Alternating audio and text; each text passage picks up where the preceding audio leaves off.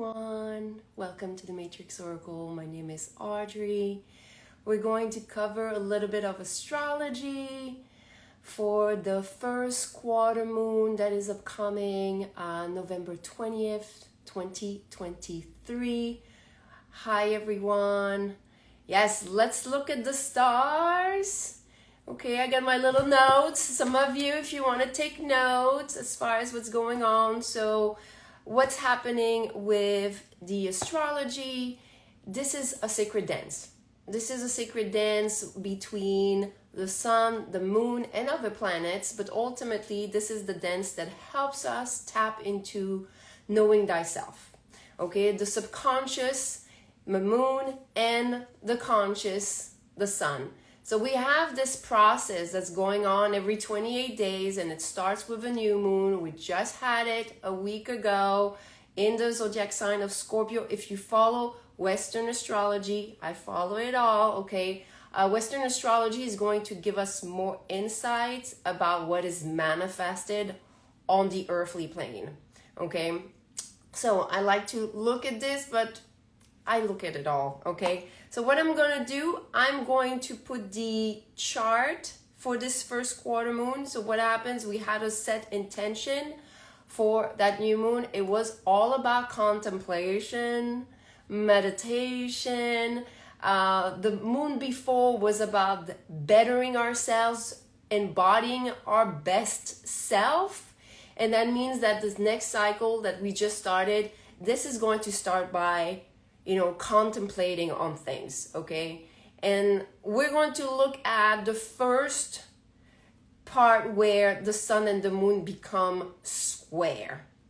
If you have squares in your chart, you'll know this, okay? And even if you don't, this is conflict. This is where it's about friction. This is an angle that's 90 degrees. It doesn't feel so nice. So it's great. We've planted some intention. Collectively, it's about contemplating on our life, reflecting. It's towards the end of the year. Winter is coming. For some of us, for some of you, it might be, it's like, well, summer is coming. But this is a time where when we have those squares, there's maybe some little adjustment, and you'll know you have some adjustments to make if it feels triggering. Okay, so I'm going to get my little map, okay, with us, all right? Why is it so big? Oh, no.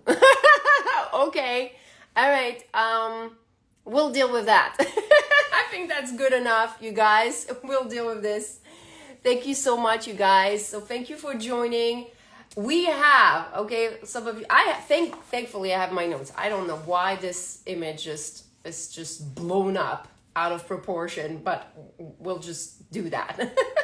So first of all, some of you follow me on the astrology options, whether it's on Instagram or YouTube, and you would want, if you're starting to be, into astrology, you have to know this is a first quarter on November 20th at 2:49 a.m. Eastern time. So you would pick a city on the East Coast of the United States. You can have other times, but at the time that I channeled this is where I was. So this is what I have, okay? So now when you have this, realize one thing. It starts always with the first house. So as you start with the first house, you might not see it, but this is Venus that is like being like chopped off on the line of the horizon.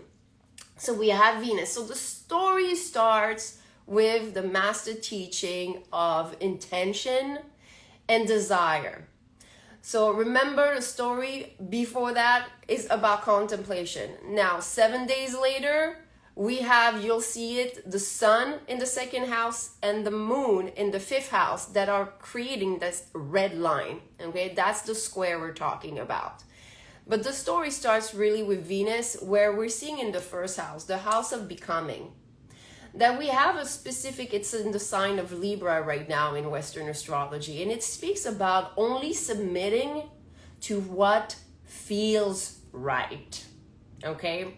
Now, what feels right could be influenced by this little blue line that you see that is going to Mercury in the third house, because Mercury in the third house right now is in Sagittarius, and that placement is speaking of, you know, having to admit your own mistakes, but also seeing where you've been wronged, whether you feel wrong, whether you feel right or not. So there's this energy.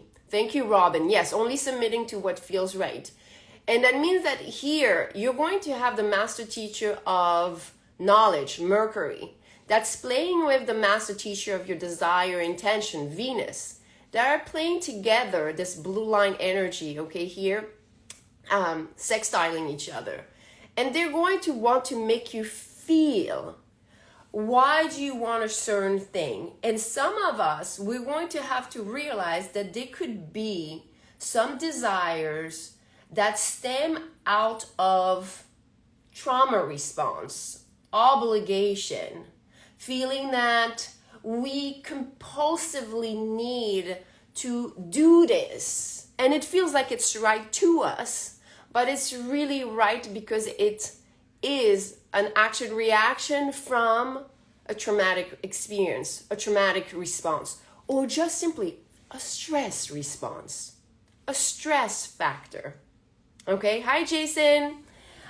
So we have here a very interesting energy between the first house where you're receiving your embodiment of your best self, with the third house where you have this energy of communication with your higher self. And this is where the work is really interesting, because if you slow down, this is very important at this time because also of that new moon intention in Scorpio that was about contemplation. You want to slow down to look at what makes you feel it's absolutely right for you, if it's not stemming from a wound of rejection, of fear, abandonment, not being successful. If I don't do this, I will never make it. I will never have this. If I am not going to this event or that family gathering, this is where for some of you, if you are very sensitive to sound, like myself, this is how I do a lot of my healing and tap into my subconscious and do a lot of shadow work. I have this quantum fascia healing playlist. It helps with removing addictive patterns. It helps also with removing some of the emotional congestion that you may feel from those stressors, okay? And letting go of those karmic cords. Okay, so this is what I'm seeing right now as the story begins, as November 20th approaches. By the way, it's going to be my birthday. So I love that I have like a super potent energy for my birthday. But I've been working on this energy for a little bit. Okay. So we're moving to the second house. The second house right now, this is the embodiment, again, further of your light. Now, first house, you receive your higher self. Then there's the vessel. This is more of your aura, of what helps you have your value, your potential that leads ultimately to money. Okay, we have Mars and the Sun there. So master teacher of energy in motion that leads you to action, and your master teacher of conscious self. They're conjunct. They're dancing together, like you're like a few seconds apart. Now, this is happening if you have any type of negative energies within you, frustration, underlying things that you're trying to ignore. No, I'm good. I'm telling you I'm good. And then you're like, rah, there's a dragon that just like comes out, okay? This is this energy, you're seeing it. This is the square that I'm talking about with the moon. And then it's in opposition with Uranus in retrograde. Uranus in retrograde is in the 8th house. This is in a placement of Taurus that speaks of your joy. So if someone says something and all of a sudden you just lose your okay? This is because ultimately that's not so much their fault, but there's something within you that needs to be addressed. anything that is boiling underneath is going to be really standing out, okay? This is what happens when you have Mars with the sun. This is a lot of fire energy, a lot of energy that wants to be freed, okay?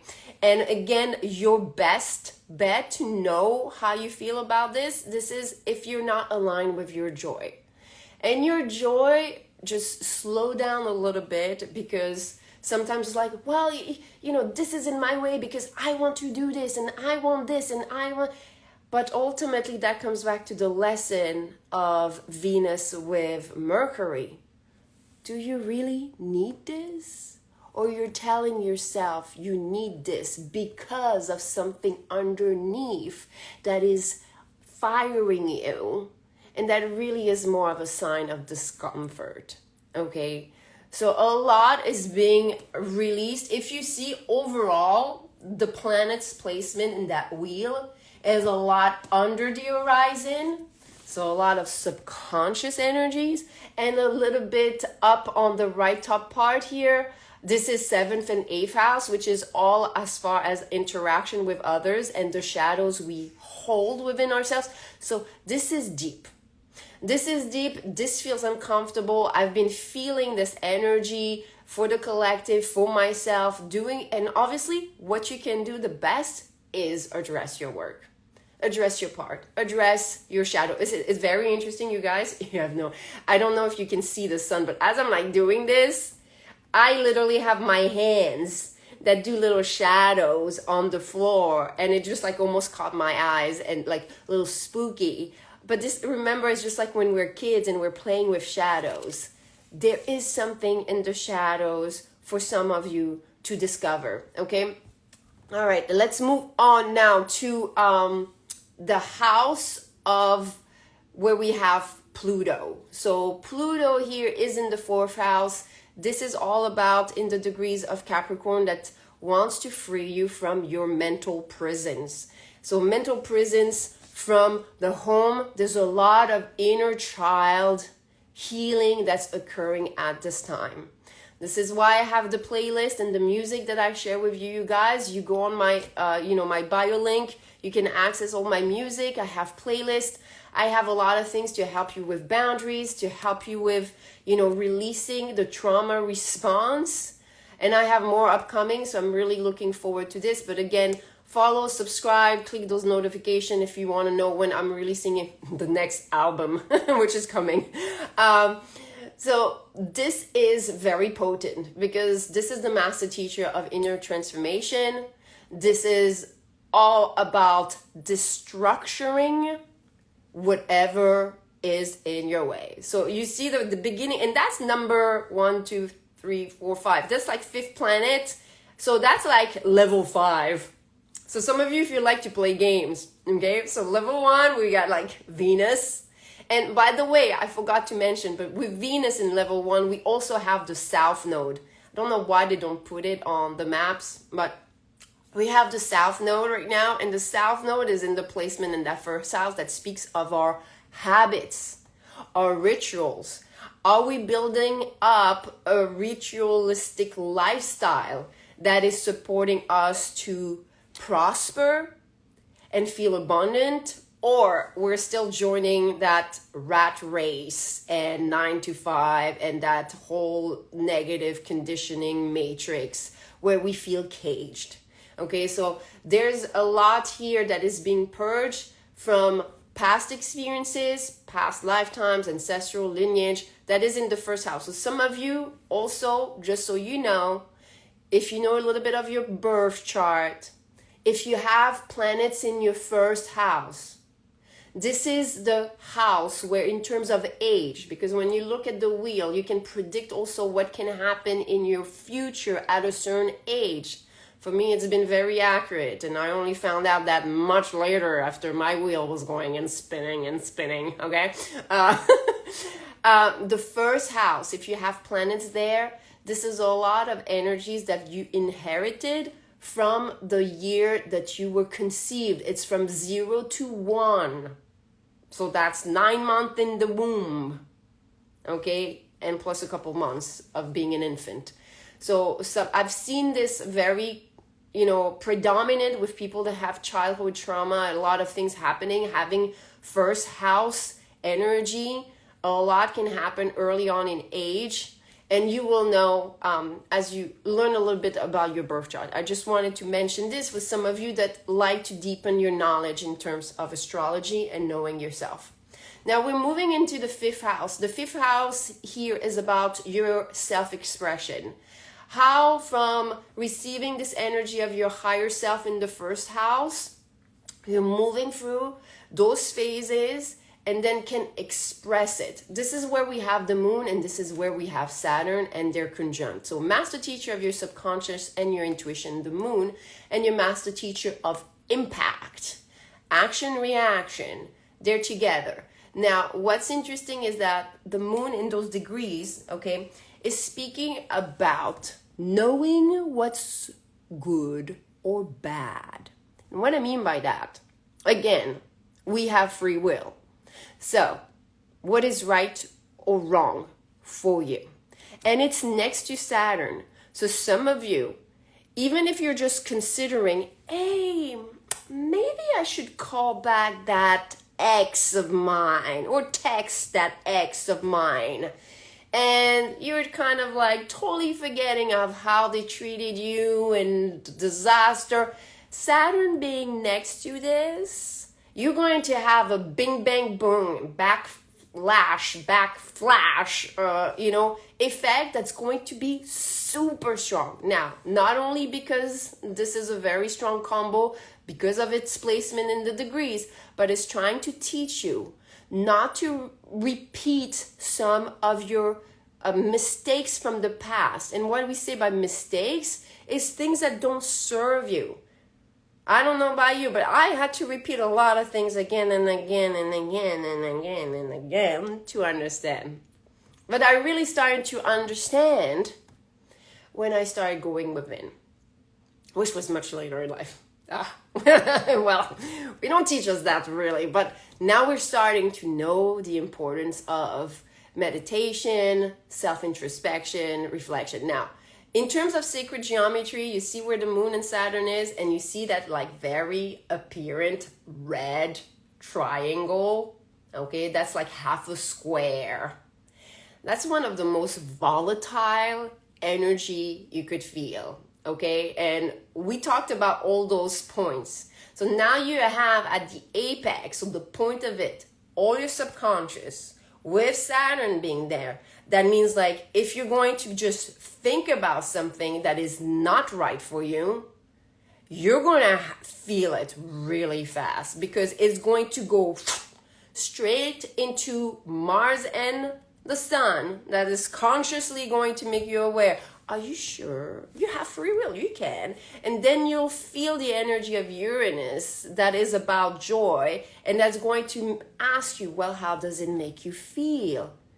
And it's going to make you reflect. Is it something that's going to bring you more joy? And if it is what you think and feel, is it really true? Or is it a trauma response program, reaction, belief system? Is it a wheel, a karmic wheel that you're in again? Okay, so this could feel very uncomfortable. Okay, so just so you know, this is potent, this is volatile, and what's interesting is I will explain to you. I have a lot of squares in my story. Yes, in my story, in my personal wheel. So this type of energy I know very well. Okay, because I have them. And the way to rebalance those type of energy, you see it's a half a square. You have to square off the relationship of energies. Okay, so when you have half a square, the best way for you to know how to handle a situation of conflict is by squaring the completion of that square. It's called the grand cross, and a grand cross is really interesting in terms of having the full picture of a certain conflict. Yeah, finger of God, we don't have it right now, but this is something else, okay? This is intense also. I'm with someone that has like so many fingers of God. It's like what did you come with? Okay, but we always come with lessons and master teachings that we can harness, but we have to want to do the work. So let me continue as far as squaring the situation. The opposite, okay, for this situation is going to be we're in the last degrees of Aquarius and first degrees of Pisces. So we're going to have to go on the last degrees of Leo and the first degrees after that of Virgo. And that speaks of being it's like you're going to be very specific about what is it that ails you, okay? The archetype of Leo is about becoming a seer. What is a seer? Is someone that can foresee, because not of just the third eye. It's a very great balance of heart and mind coherence. It allows you, through a very good balance of feminine, masculine, to foresee, to seer what's coming, okay? And Virgo is the one that shows you the way. So the gateway, the pathway appears. So here with this energy, you're going to almost want to be very adamant about what is it exactly about this situation, this relationship, this energy of what I'm feeling. What is it exactly? So that's, again, according to how far you've been on your journey. This can require you a little bit more of time, but you are divinely supported. I'll tell you, as far as what we have next in the 6th house, we have Neptune still in retrograde, but it's moving a little bit in degrees, okay? Now it's in the degrees between 20 and 24 of Pisces. This is a little bit different lesson than the 125th to 30, okay? So here, we were trying to end and close certain doors. But now Neptune, which is the master teacher of attaining your goals, our dreams, our grander aspirations, something that is like humanitarian, like something big. But it's also teaching us like the illusion of it all. And it's saying in this angle that only through our evolution can only come through by us stop resisting and fighting within, fighting our evolution. It's really almost like a child having a tantrum.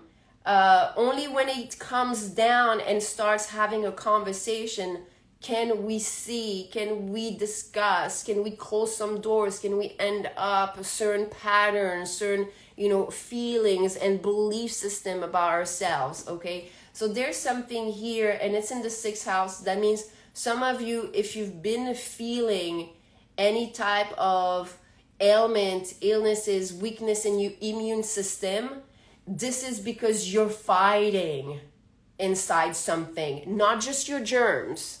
Because if you have let your body, your physical body manifest, dis-ease, discomfort, it's been because it's been already going and piercing through your aura. You have a shield, you have an auric field. That's your vibrational field of creation. It's yours, but you have to be aware of it. You have to have certain boundaries for yourself, okay? And do you see that Neptune is in that blue line energy going to the Sun and Mars? So that feeds it. It's a trine. Yes, like resisting. Yes. So it's saying like stop fighting, because what's going to happen is that with the Sun and Mars here in trine with Neptune, it's going to show you and reveal to you not only just how much there is some discomfort, but also the true illusion that it trapped you in believing. It trapped you in believing that you had to do this or that you had to be productive, that you had to behave just like a freaking algorithm, like a computer. You have to produce, which is very interesting because the degrees of the Sun and Mars, the last degrees of Scorpio, they're very fertile degrees that speaks of fertility and productivity.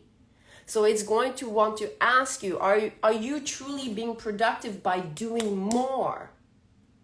Or can you become more so you don't have to do more, but you just vibrate to more? And what is more is a field of abundance. And if you see a lot of people that want to manifest money, it's for freedom to do what they want to do whenever they want to do. Okay, so people that have this field of abundance, they don't have a fire underneath them trying to push them to do more and more. They're able to enjoy. This is where it comes back with that opposition with Uranus that speaks of your joy. You're supposed to be in a place where whatever you produce each day should be feeling more than just enough. It's complete. Every day, I think in French there's this I'm sure there is the same in English, but you know, those says that to each day it's task or it's duty, you know, and that's very important to balance those scales. Okay. Hi, Danielle. So now we covered all the subconscious. So you see there's a lot of like under fire going on. If you're feeling triggered, realize one thing, it's your higher self calling you back in. It's saying it's not that you shouldn't be doing this, you shouldn't be going after this goal. It's more that realize what isn't creating maybe an urgency. Okay, and the urgency could be just that, you need to see where that feeling comes from, feeling rushed. Nature is abundant. Nature doesn't have that type of like rush.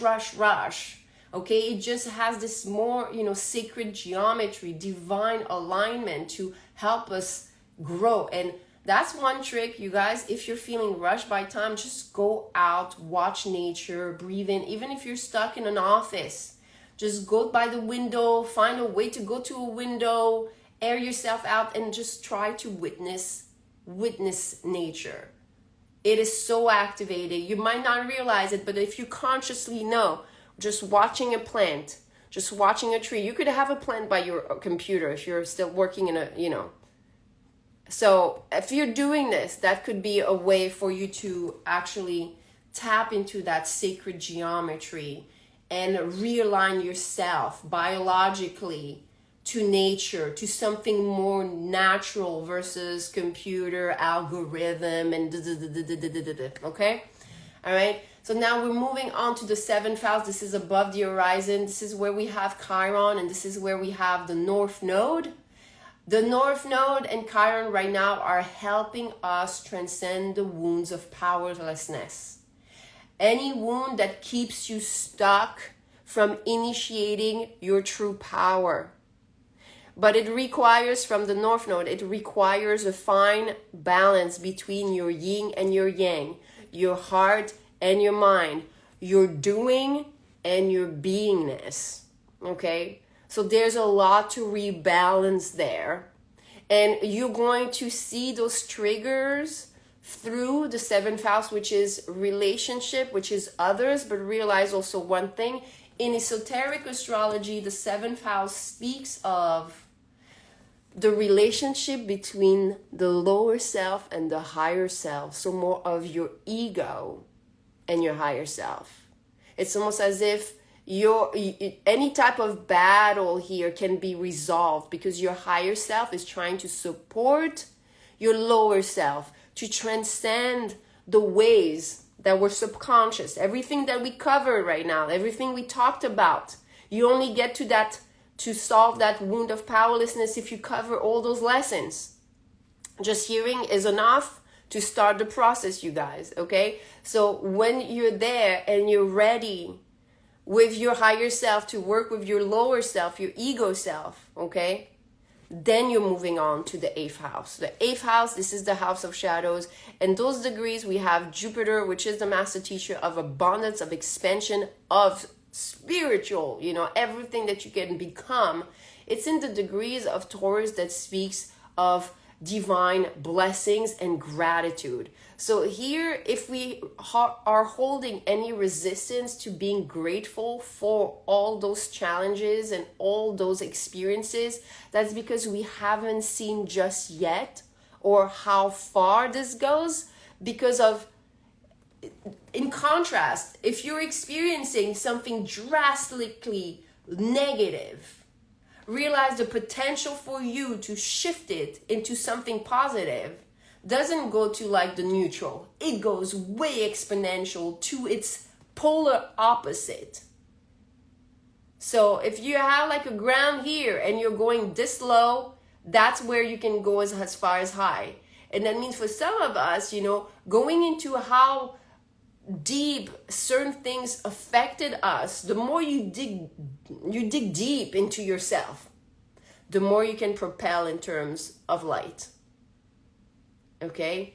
And that's going to be something that your higher self is going to show you. But again, we had to follow through this whole process that was quite a little bit uncomfortable, as far as feeling rushed, feeling inflamed, feeling that there's something that we have to do, that we have to change, feeling caged, feeling trapped, okay? But there's definitely a lot that is promised through this first, you know, quarter. But remember, this is before you get to the full moon. A lot of people experience the full moon very intensely because you haven't paid attention to the lesson of where it started to square. Okay? Because opposition is, hi Tria, opposition is literally the moon and the sun seeing each other. So everything you did not know about yourself is going to be blasted right at you. But at the same time, if you follow the principle and work on yourself, then that light that shines on you of all those things, it feels like a spotlight, but a great spotlight, a light of awareness, a light of consciousness, a light of healing, a light of celebration. This is why full moon can feel really exciting as well, because when you're allowing yourself to, and again, when I say do the work is simply addressing how you feel. If you're feeling off, why? If you keep on pushing and pushing and pushing, sometimes it could be like, hey, I just picked up on my self-negative talk. That's why I keep on telling myself, well, you should be doing this, and you're not. And then all of a sudden your body feels certain things, and you got tension in your shoulders. That's the work. That's the work. Paying attention. Because then if you're not paying attention to how you self-manage and have sovereignty on your own energy, who's going to teach you that? Others. And sometimes, if others one-on-one is not enough, it's going to be a bigger expression of others. A group. Life events. What we see on TV. So it becomes bigger and bigger, and this is why we see conflicts growing and growing and growing. Because we haven't had the time to address our own conflicts. Okay? That energy of the inner wars was, I think, 2 new moons ago, if I'm not mistaken. You know, those cycles of moons, they have a collective intention, and they're helping us align with a cosmic dance that's happening, whether you know it or not, whether you follow the astrology or not, it's happening. So to me, knowing this helps me understand my inner work, why it's brewing and what's brewing, and how to address this a little bit more. So this is going to be the end. Real Walla 867. This was the first quarter moon that's upcoming November 20th.